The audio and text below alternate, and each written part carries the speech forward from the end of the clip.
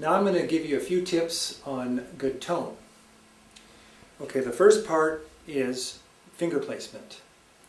When you play a note on the instrument, you want to concentrate on tapping about between the fret and the halfway point.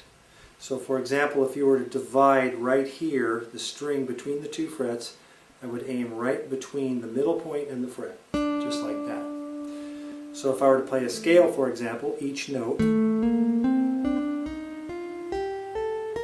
would be placed in that manner. Now, of course, a lot of times when you play a scale fast or you're doing songs, you're not always going to get the finger in that exact position, and that's okay. As you know, you could probably tap a little further back and still get good sound. But what this does is it optimizes the tone, and plus it allows you to feel the fret a little bit so you get a better sense of where you're located.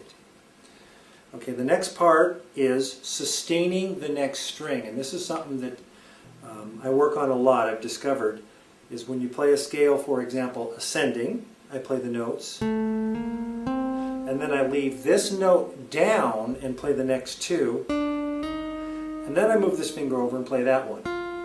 Now generally this finger will move right about the time this finger is going down, the second one there, for strength purposes.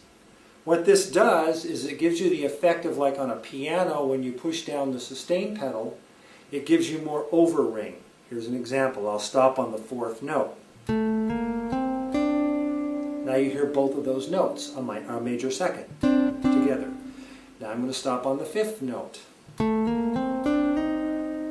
Now you'll hear that major third sound in there, sustaining. Now I'll play a piece of the scale. So you can hear each note overlap the highest note on the previous string. You can do the same thing descending. If I play the highest note here, I'm coming down, I leave that finger down, then I play that one, and then this one, and then lift this off and play that one. Again, generally speaking, when you're coming down, right about that point was when this finger will come up. Especially when you're playing faster, you'll need the extra time.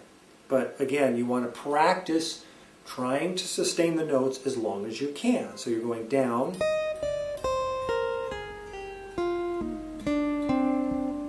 so you hear each note as I'm going in a descending pattern. So now up and down, and back down. And that type of a thing. Okay.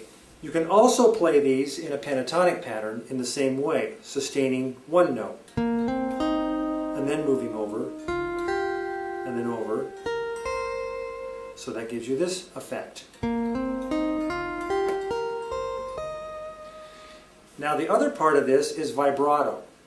When you play vibrato, there's of course different ways you can do that. You can twist the string, like this, or you can pull on the string, or you can push on it.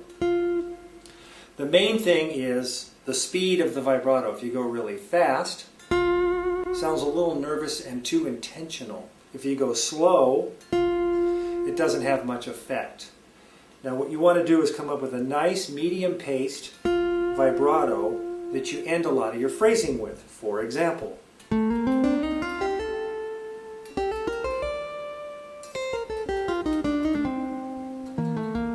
that kind of a thing.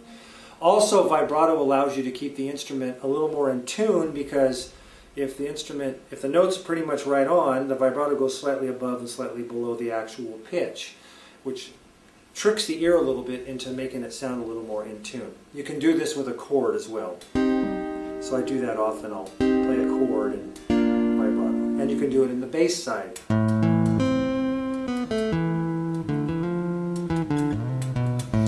I've noticed a lot of times the bass side gets ignored. Okay, so look for those elements. I'm going to play a little example for you of vibrato, notes overlapping, and finger placement.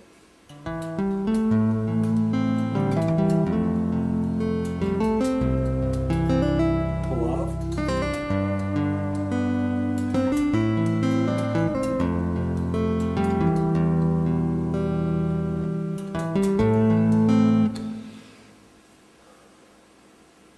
Okay, now I'm going to play a little piece of a song and look for all of those elements, the vibrato, the overlapping of notes, and the finger placement.